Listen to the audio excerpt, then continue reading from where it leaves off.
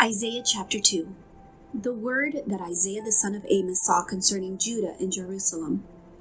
Now it shall come to pass in the latter days that the mountain of the Lord's house shall be established on the top of the mountains, and shall be exalted above the hills, and all nations shall flow to it. Many people shall come and say, Come, and let us go up to the mountain of the Lord, to the house of God of Jacob.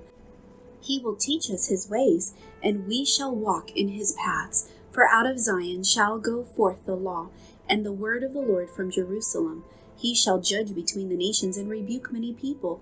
They shall beat their swords into plowshares, and their spears into pruning hooks. Nation shall not lift up sword against nation, neither shall they learn war any more. O house of Jacob, come and let us walk in the light of the Lord.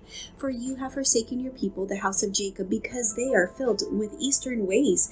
They are soothsayers like the Philistines, and they are pleased with the children of foreigners. Their land is also full of silver and gold, and there is no end to their treasures.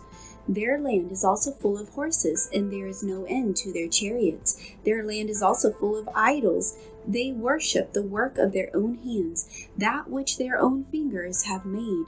People bow down, and each man humbles himself. Therefore, do not forgive them. Enter into the rock, and hide in the dust, from the terror of the Lord and the glory of his majesty.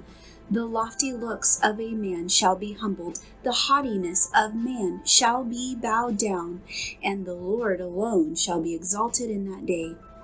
For the day of the Lord of hosts shall come upon everything proud and lofty, upon everything lifted up, and it shall be brought low, upon all the cedars of Lebanon that are high and lifted up, and upon all the oaks of Bashan, upon all the high mountains, and upon all the hills that are lifted up, upon every high tower, and upon every fortified wall, upon all the ships of Tarshish, and upon all the beautiful sloops.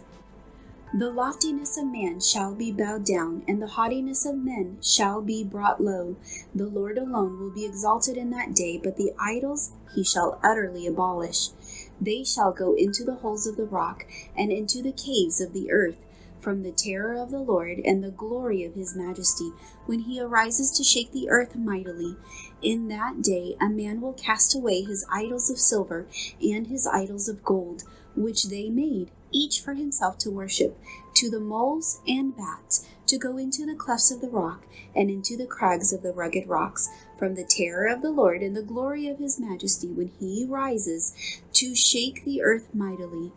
Sever yourselves from such a man, whose breath is in his nostrils, for of what account is he?